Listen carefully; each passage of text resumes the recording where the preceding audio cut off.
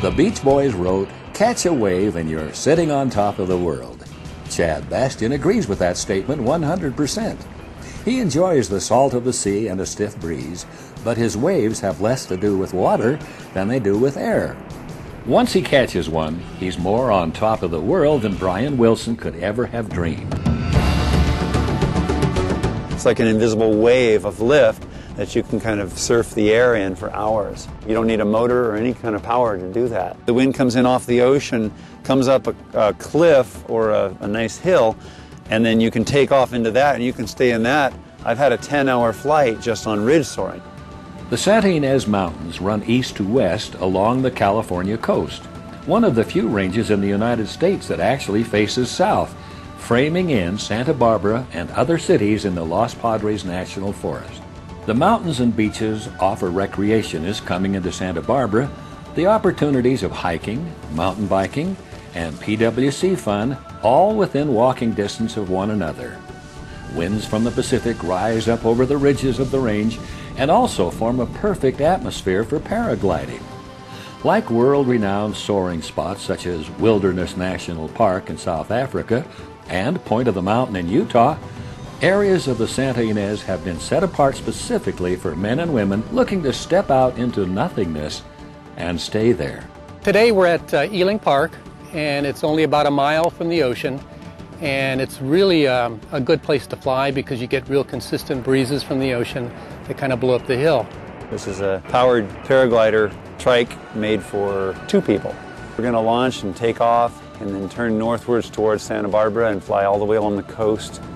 Hundreds of feet below the power gliders and wind-borne flyers, the world hurries along oblivious to the perspective that can be gained just by riding a wave of wind. The mansions of Santa Barbara are but dollhouses lost in a sea of green and blue. Highway 101, with traffic getting thicker as the afternoon progresses, seems almost calm, like a ribbon moving along the earth. The ocean comes alive with dolphins dancing and jumping below, as if trying to join the paragliders in the sky. This is the view that greets Chad's eyes almost every day as he trains others to take flight through his school, Fly Above All Incorporated. Any sport that takes place at 17,000 feet would have its inherent dangers, but for most of the paragliders who take off from Elings Park today, danger isn't really a factor. You might think it's scary being up in the air, but as soon as you get launched, you feel like you're in control. There's not a fear of height kind of an issue with most people. And most of the time you feel very safe and you can't wipe the grin off your face. That's the kind of a feeling you get. I don't consider myself a risk taker, more of a risk manager. You know, balancing the risk against the reward. The reward of flying is so great. It's so all-encompassing. It just, when you're doing it, everything else is out of your mind.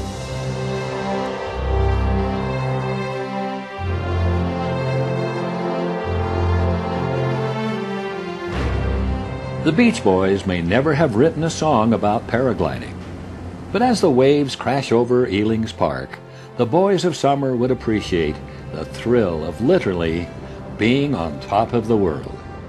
It was really a pretty amazing feeling to be up there on a little bit of string and cloth that you can pull out from a backpack and set up in less than 5 minutes and just step into flight. It's a pretty amazing sensation.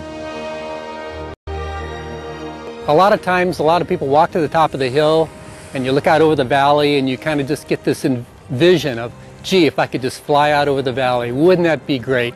Well, that's exactly what you can do with paragliding. You can get to the top of the hill, look out over the valley, and with a couple of steps you're launched and you're flying just like a bird. From the landscape of the West, I'm Bob Wells.